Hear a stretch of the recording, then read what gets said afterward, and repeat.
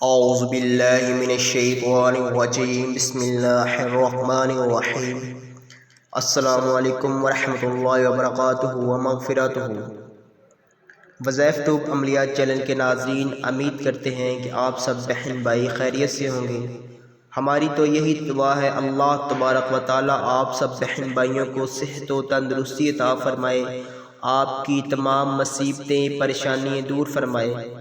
ناظرین، آج ہم آپ کے لیے سورہ کوثر کا محبت کا عمل لے کر حاضر ہوئے ہیں۔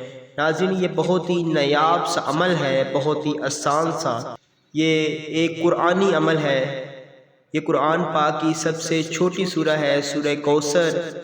اس کو آپ نے صرف ایک مرتبہ پڑھنا ہے، اور اگر آپ کا محبوب آپ سے نفرت کرتا ہے، آپ کو چھوڑ کر چلا گیا ہے، کسی اور کی محبت میں مبتلا ہو گیا ہے، آپ سے نفرت کرتا ہے، تو آپ کے وہ پیار میں تڑپ اٹھے گا اس وظیفے کو کرنے کے بعد۔ ناظرین، اس وظیفے کو جب آپ کریں گے تو اس کی طاقت کا اندازہ آپ کو ہو جائے گا۔ ناظرین، اس وظیفے کی اجازت سب کو عام ہے، اجازت لینے کی ضرورت نہیں ہے۔ اگر آپ جائز مقصد کے لیے کریں گے تو اس وظیفے کی اجازت سب کو عام ہے۔ ناظرین، ویڈیو شروع کرنے سے پہلے آپ سے چھوٹی سی ریکویسٹ کرتے ہیں، نیچے سبسکرائب کے بٹن پر کلک کر وظائف ٹیوب عملیات چینل کو سبسکرائب کریں، اور ساتھ ہی بیل آئیکن پر لازمی کلک کریں ہماری ویڈیو سب سے پہلے دیکھنے کے لیے۔ چلتے ہیں ہمارے آج کے وظیفے کی جانب۔ آپ نے اپنے محبوب کو یاد کرتے ہوئے اپنی آنکھوں سے آنسو نکال لینے ہیں۔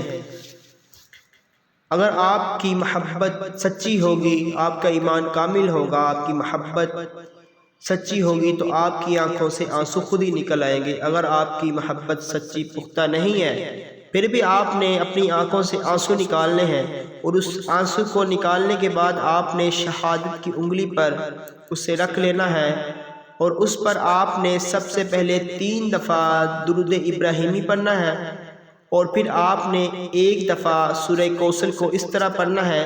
جب آپ ایک آیت مکمل کریں تو آپ نے اس کا نام اور اس کی والدہ کا نام لینا ہے، محبوب کا تصور دل میں رکھتے ہوئے۔ پھر آپ نے اسی طرح دوسری آیت پڑھنی ہے، اس پر آپ اس کا نام اور اس کی والدہ کا نام لینا ہے۔ پھر آپ جب تیسری آیت پڑھیں، پھر اس کا نام اور اس کی والدہ کا نام لیں۔ اسی طرح آپ نے سورت کو مکمل کرنا ہے۔ مکمل کرنے کے بعد آپ نے 3 مرتبہ پھر درود ابراہیمی پڑھنا ہے۔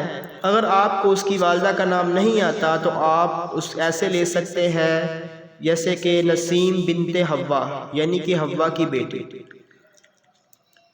تو ایسے ہی آپ اس کا نام نہیں آتا تو آپ بنت حوا لے سکتے ہیں، اما حوا۔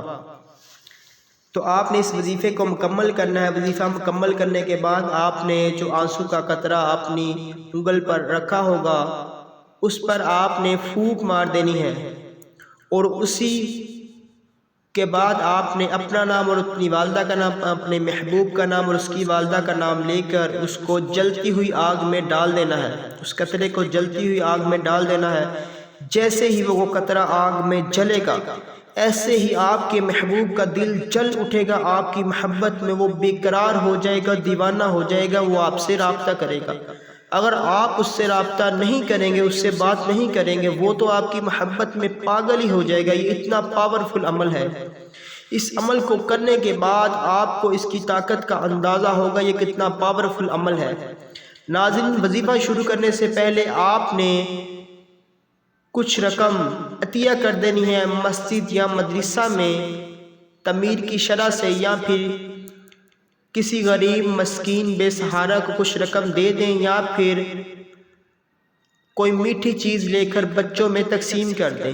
اس سے وظیفے کو جو موکلات ہوتے ہیں وہ آپ کا کام بہت جلد کرتے ہیں۔